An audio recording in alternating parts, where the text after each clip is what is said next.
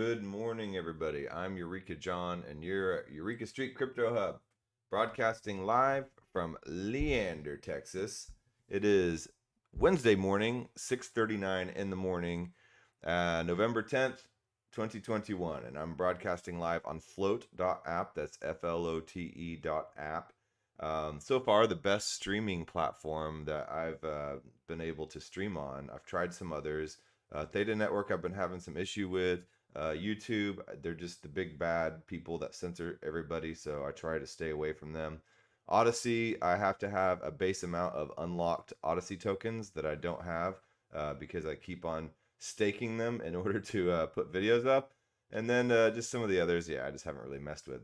So float.app seems kind of like a good choice, and the streaming platform works really good.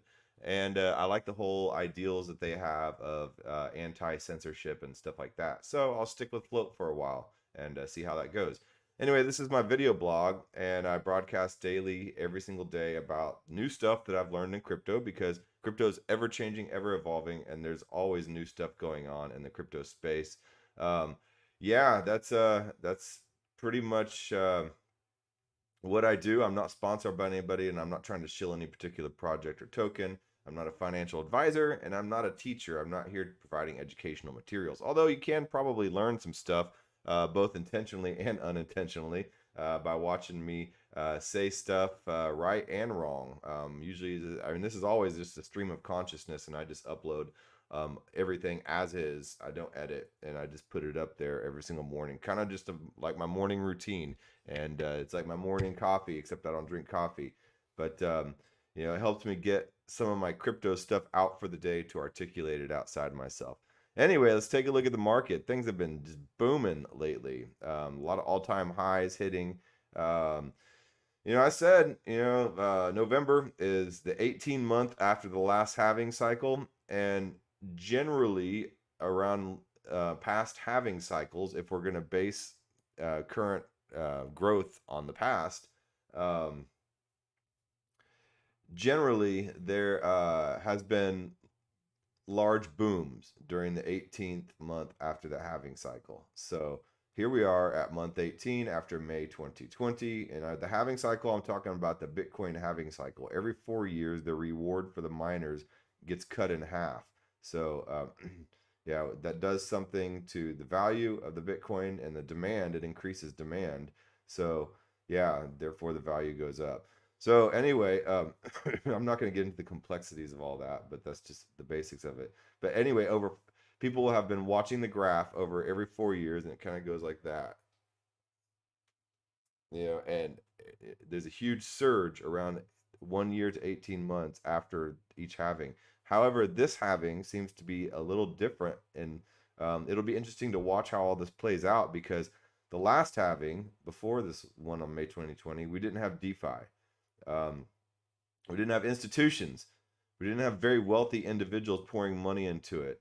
We didn't have people like Visa and MasterCard jumping in and buying Bitcoin, So there's a whole lot of changes that are happening. And now we have the metaverse, we have NFTs and everything like that.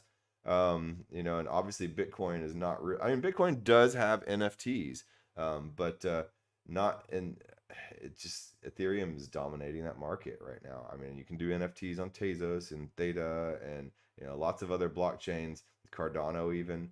But NFTs have been dominating that market, and it's kind of like it's almost like this weird little thing. Like you remember you get that off-brand cereal whenever you were younger, or I did, because my parents for a while went completely bankrupt during the oil crash of the 80s, and I've said this before on the show, I think, but my mom would always buy this it's called Always Save, and it was this big store that had nothing but just like yellow cereal boxes, and not just cereal, yellow spaghetti, yellow boxed spaghetti, yellow everything was yellow with a black stripe across it saying Always Save, and that was it, just generic, like this. You see those movies with somebody just cracking open a can and it says just beer on it, and that's it. That's the kind of food that we bought, and it's kind of like these other blockchains trying to do Ethereum. It's not quite Ethereum. It's not quite the Captain Crunch. It's like the always save version of it. People have tried a lot of these other blockchains like Tezos and stuff are doing their own version of Cryptopunks. And we're like, we know you're not the real Cryptopunk, man. So yeah. Speaking of which, one of the Cryptopunks just sold for that $500 million, which is absolutely insane. Let's see if I can find that real quick. So, CryptoPunk. Oh, hold on. Let me spell that correctly. CryptoPunk sells for $5 million. So let's see what I can find on this. And all right, so yeah, CryptoPunk NFT just sold for 530 million. Kind of a big deal, right? So let's take a look at that. That sold for $530 million. It'll be interesting later on in the future, see people saying, how are you paying for college? Yeah, well, I will go ahead and just pay by CryptoPunk. Yeah. So how are you going to pay for this house? Do you take CryptoPunk? So it's the most expensive NFT ever sold, at least on paper. On Thursday, someone bought a CryptoPunk or non-fungible token for 124,457 Ethereum, about $532 million. However, as often the case in NFTs and cryptocurrency, things aren't exactly what they seem. Whoever is behind the transaction, they bought the CryptoPunk from themselves. Aha! Like cryptocurrency, NFTs are held in digital wallets. There's no limit to how many wallets one person can create. This person transferred the NFT from wallet A to wallet B, then wallet C bought NFT for 532 million from wallet B and immediately transferred back to wallet A. Wow. Okay, so they're trying to do some kind of flash loan, it looks like. So why use 3 wallets instead of one, simply just selling one wallet to another? It's because the buyer didn't pay for the transaction himself, but instead was loaned the money from others via a flash loan. Flash loans are a complicated decentralized finance tool, but the gist of it is they allow you to loan huge sums of money of cryptocurrency only if the criteria of a smart contract are met. So flash loans are complicated, okay? But they allow loans to be made and paid back immediately, a lot of times with an arbitration in there, if the transaction happens on the same block. So you basically get to loan out money you don't have and then pay it immediately back or something like that. And there's an arbitration process that happens on the block. So anyway, all right, see, flash loans are a complicated decentralized financial tool, but the gist of it is they allow you to loan huge sums of money, sums of cryptocurrency, only if the criteria of a smart contract are met. Imagine if you would buying $1 million house using a loan, but only if you already had another buyer lined up who was willing to pay enough for you and make a profit and pay back interest from the lenders. This person did that, except he was both the buyer and the seller. Yeah, funny little money games, and we wonder why the SEC's all over our butts, right? Like, come on, this type of stuff. This is kind of irritating. I mean, Beeple did buy his NFT for sell his NFT legitly for $69 million, but this whole kind of weird flash loan, wash trading type of whatever thing, it's a little, yeah, a little shady, a little sketchy, I think, in my opinion. Of course, then again, I'm not rich and I don't know finance very well, so it could just be perfectly legit, and I'm just like looking at it all side-eyed. So anyway, so yeah, NFTs, am I right? Twitter and Discord, the platforms where NFT discourse happens, quickly discovered the sale and speculated on the motives behind it. Smoke on the street is that it was a publicity stunt with the owner trying to drive up the price of his CryptoPunk, so some kind of false price appreciation. There are broadly 2 types of art NFTs. One type is a one of its kind, where an artist creates a digital piece, digital art, and sells it, just like what happens in real world art sales. And there are NFT collections like CryptoPunks, when the artists and developers create many, usually 10,000 NFTs, have the same template with different characteristics. The Bored Ape Yacht Club, for instance, features 10,000 apes all wearing different articles of clothing with different backgrounds, facial expressions. The rarer the properties, the more valuable the NFT, like Pokemon cards. Although I'm even too old for Pokemon cards. So the rarer the properties, the more valuable the NFT. Think Pokemon cards. In the case of Bored Apes, the floor price is $152,000, but rare ones sell sometimes for millions. CryptoPunks is considered the original NFT collection, starting in 2017 when much of the world was just beginning its infatuation with Bitcoin. There are 100,000 CryptoPunks in the collection, with the cheapest starting at 100 Ethereum, or about 400,000. I don't know. I grew up in the age of garbage pail kids and stuff like that. So anyway, but yeah, interesting stuff. I didn't mean to go on this tangent today. Yeah. Hey, what's up, Liquidiot? All right. So turn on the volume on that Running Man. Okay. All right. So anyway, I will take your Cryptopunk if you give it to me. Yeah, I don't have any CryptoPunks. Actually, I can buy a Tezos CryptoPunk and then I can sell it to you for Ethereum prices. So, like I said, the off-brand CryptoPunk, man. I'm more than willing to give up an off-brand CryptoPunk for the price of a real one. Hold on, let me text my wife and tell her that I will take my kid to school today. All right. So anyway, um, so let's get back to the old CoinGecko and see what the dealio is. Cardano's 229, XRP is $1.24, Polkadot 5201, Doge, and the Sheebs are sitting here at 9 and 11. I can't stand the fact that they're 9 and 11, but whatever. It is what it is. Meme coins, I think, are here to stay. Terra, 51.85, Avalanche, 88.53, up 36.3% in the past 7 days. The Linkaroonies, the Litecoin, yeah. Linkaroonies, 34.50. It's doing pretty well. I hold Link. I like Link. I've been in Link for a long time. So Link. Cosmos. Surprised it's not doing better than it is. 36.62 remaining kind of stagnant. Axie Infinity 153.02. Now Crypto.com. Look at this bad boy right here. 36 cents, up 70% in the past 7 days. And I hold Crypto.com. I use Crypto.com as one of my on ramps. I know a lot of people PP and poo-poo all over Crypto.com, and that's fine. I understand. But they're pretty smart, man, with their branding. They bought the Crypto.com name for like some, back then exorbitant amount. I can't remember how much they bought it for. It was like $5 million or something like that. And they bought the name, and they've built out the centralized exchange. It's become kind of a household name in the crypto industry because of their remarkable branding.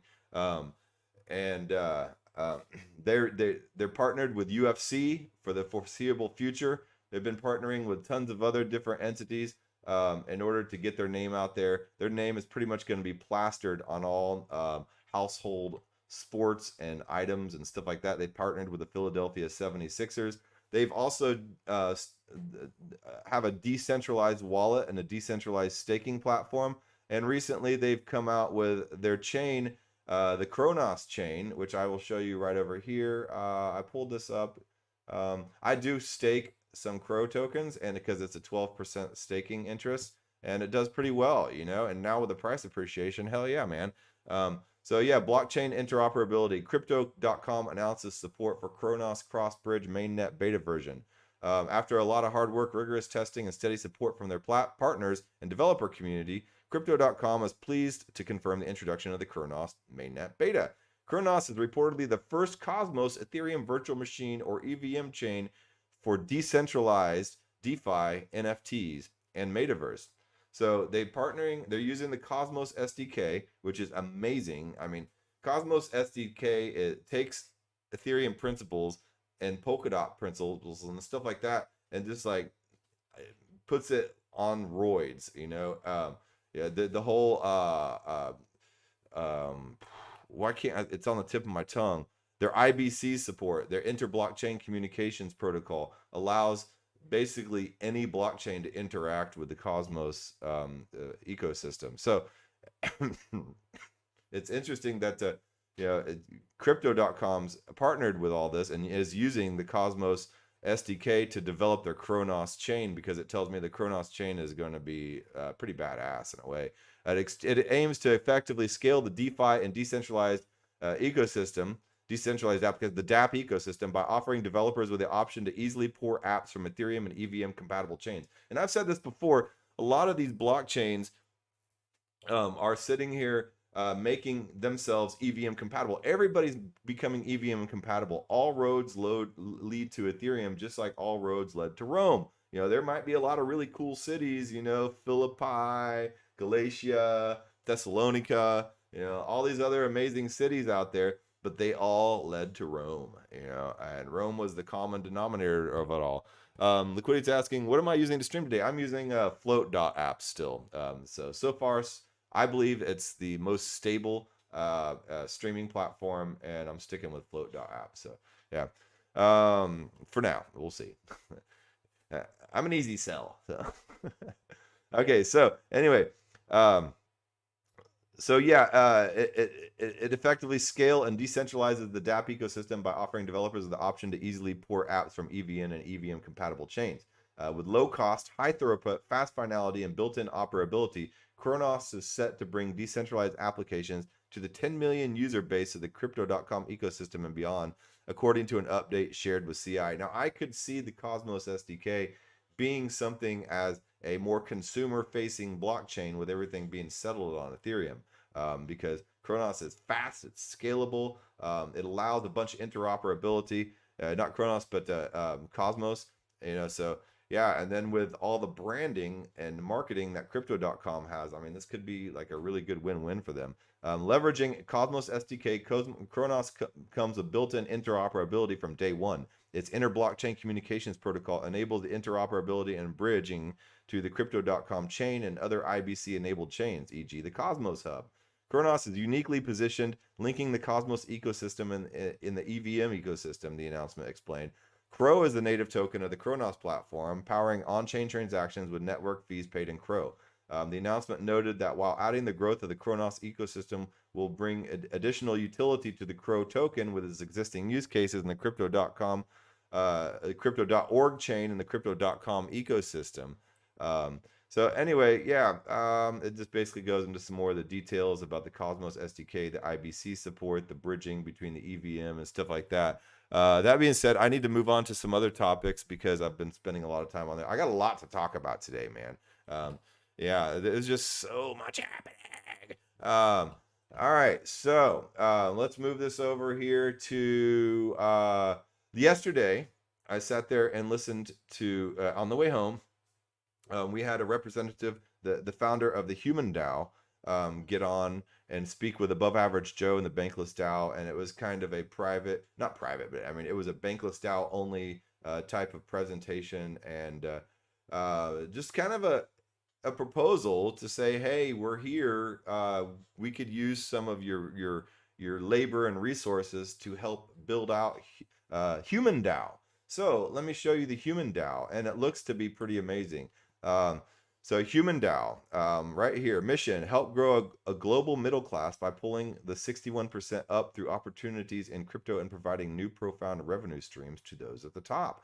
And if you don't, yeah, sounds amazing and idealistic and all that. Let's see here. Where was I? Okay, so I found this video because they were talking about this yesterday, and he was talking about them using play to earn games in order to help the global lower class and poor and stuff like that, and to earn money, because $1 in the Philippines is worth a lot. You can get by for the entire day on $1, and so a lot of these play to earn games, you don't earn a ton, but you earn enough. And then if you're in another country that's maybe not first world, that amounts to a lot. So this video right here, oh yeah, liquidity, I'm using OBS today. I'm not using any type of like live caster type of podcast platform. Anyway, so this video right here explains it out pretty well. Play to earn gaming. I think I will tell someone that this Axie Infinity is fan game. I'm gonna link this video in the description. It's like a 15-minute documentary video, but it goes over people in a village outside of Manila in the Philippines, and this dude here just kind of like discovered Axie Infinity on his phone, and he's just like, "Whoa, dude, I can like make money playing this game on my phone." So he bought a few Axie characters and stuff like that. And then started making money, and then he started showing other people in the village how to do it, and next thing you know, you have an entire village doing nothing but earning money from Axie Infinity, and you have like shop owners and grandmas and grandpas and stuff like that. Let me see if I can find it here. Let's see here. So yeah, here they are winning in Axie Infinity, earning the Smooth Love Potion, the SLP token, and I believe a mayor of this town or some town in Philippines is taking SLP for his paycheck.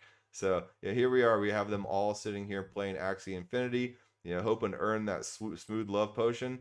In just a village like this, which is pretty incredible, man.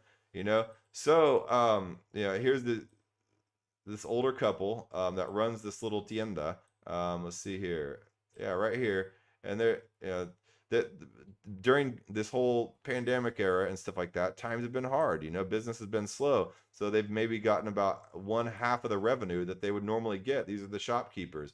And so they've been playing Axie Infinity and earning a supplemental income in order to be able to keep things moving and going. So anyway, what the HumanDAO proposes to do, because okay, all right, sorry, this guy back here, he started the Axie Infinity school, the Axie Infinity University. All right, and then what they are doing is they are basically lending a lot of these characters because the Axie Infinity characters have gotten too expensive for the average person to buy. So they are buying these Axie Infinity characters and lending them out for people to play and learn how to play the game, get them all up to speed, and get them with some traction under their feet in order to be able to play full time. And so you have like an entire village of people playing Axie Infinity. So yeah, I would totally recommend. There's the Delphi Digital dude that is getting involved in this type of stuff. Play to earn. They're explaining what play to earn is.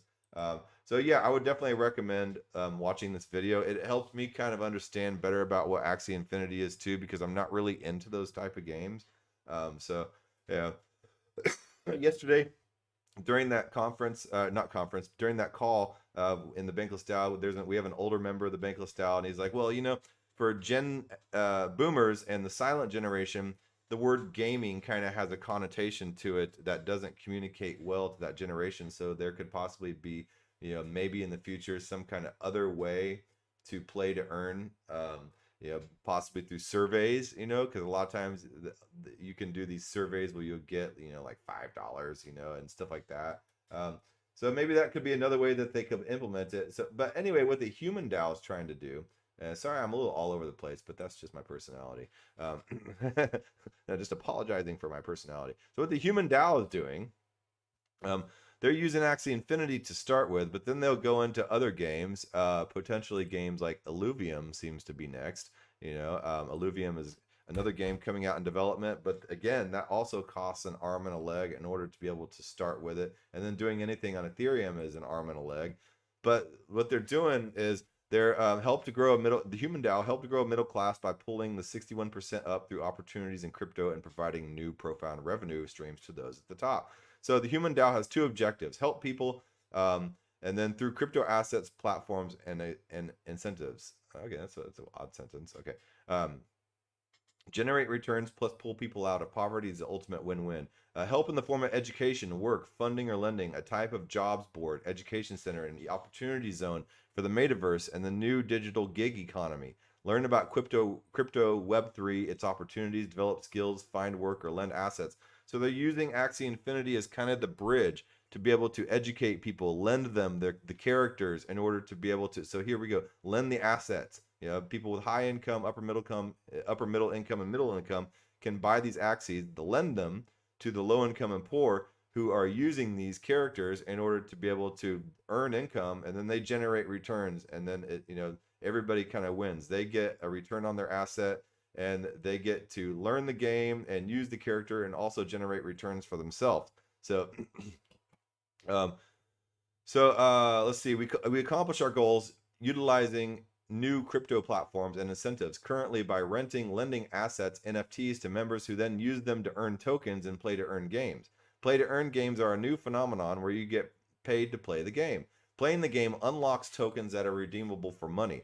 HumanDAO takes a portion of the tokens our members make using the NFTs, creating wages for the member and a revenue stream for the DAO. We have successfully built a global community of play-to-earn professionals and strive to provide a reliable and otherwise unobtainable source of income for 61% of the global low-income citizens and a lucrative revenue stream for investors. We are not locked into play to earn. It is only one of the many opportunities HumanDAO will leverage to achieve its mission. Right now, it's the low-hanging fruit is what they're calling it.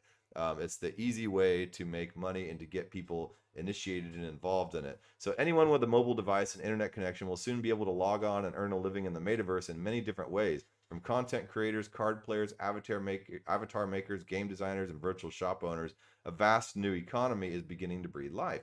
The HumanDAO owns, develops, and lends many assets in the metaverse because we believe this new crypto economy will be more valuable than the most real-world economies. We can now safely and securely connect the people with assets to those without through the internet and blockchain technology. So it's amazing what Web 3.0 is doing. It's democratizing finance and money. It's eliminating the credit system as we know it, although we're probably bringing in social credit. But it's a lot of interesting stuff, and they're going to be having a token launch coming up. You should probably go join their Discord.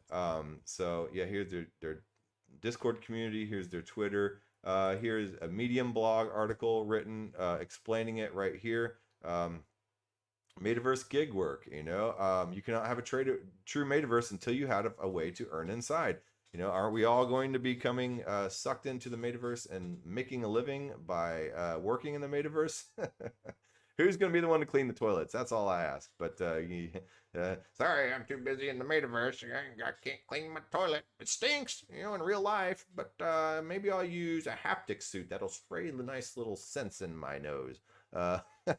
So through new crypto incentives like P2E gaming, a true metaverse is born. P2E gaming allows us to achieve our goal by renting or lending DAO assets to NFTs to gamers who use them to unlock in-game reward tokens, and they can redeem for local currency. So anyway, they have a huge market already there. It doesn't seem like too much speculation. They have a lot of people willing to jump on and do this as players. So they need investors to jump into their Discord. And then in the meantime, people will be learning at the same time. So I didn't know much about this play to earn movement. I didn't know much about Axie Infinity. I know a little bit about Avagachi thanks to a guest that came on and explained it to me. But amazingly, the P2E movement is also onboarding the masses into crypto. It's not Bitcoin, cheaper, faster payments, or memes, but games. Most of these newcomers have no idea this all takes place on crypto networks, so they don't even know they're using crypto or blockchain. A lot of people say, oh, crypto is too complex. But when you put a game in there, like, oh, okay. We have a golden opportunity to educate the early adopters in these developing nations by incentivizing them to learn through the DAO tokenomics. Not only will they discover a new income stream, but these early adopters will also become crypto stewards and HumanDAO ambassadors equipped with the knowledge of this new open internet of value. America benefited the most from the internet because it was closest to it, birthed it. Crypto was birthed globally. Anyone with an internet connection can take advantage. So not only are they earning an income, but they're also getting a lot of friends. Instant friends. Like DAOs are instant friends. When you join a Discord community, you make friends. That's what you do. That's what DAOs do. So yeah, you're getting to know people from all over the world. Like I've met people from all over the world. Liquidiate listening now, he's in Japan. I consider him my friend. So it's crazy. It's amazing what DAOs are doing. So go check that out. Check out this video here. They got 129 thumbs. Who gives a thumbs down on a video unless it's just really terrible? Like, I think I'm just gonna give that a thumbs down. Yeah, okay. You're gonna give me a thumbs down? Go ahead and give me a thumbs down. All right, I'll take it on this video. But anyway, if you like and support all this stuff, give me a thumbs up or a thumbs down. Give me a thumbs down. Sure, I'll take the thumbs down. I want people to know to tell me I suck. Right? Anyway. Yeah, so I have to go ahead and get my kid to school, and I hope you valued this video. I hope you got some good information about it. Join the DAO. Go check out the HumanDAO. Do a search engine, HumanDAO, all one word, DAO, and you'll find the Discord community, the Twitter, and all this. I'll link all this stuff in the video description too. So yeah, man. I hope you enjoyed today's video, and I will talk to you again tomorrow because I have a lot more stuff I still have not touched on today. I need to touch on the rocket.